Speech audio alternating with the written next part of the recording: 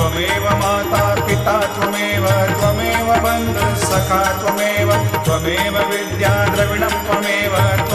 सर्वं मम देवदेव कायेन वाचा मनसेन्द्रियैर्वा बुद्ध्यात्मना वा प्रकृतिस्वभावात् करोमि यद्यत् सकलं परस्मै नारायणायति समर्पयामि अच्युतं केशवं रामनारायणं कृष्णदामोदरं वासुदेवं हरिं श्रीधरं माधवं गोपिकावल्लभं जानकीनायकं रामचन्द्रं भजे हरे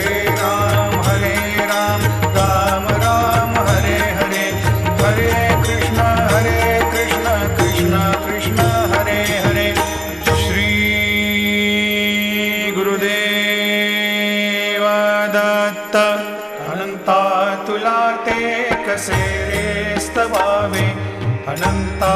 तुला ते कसे रे नमावे अनंता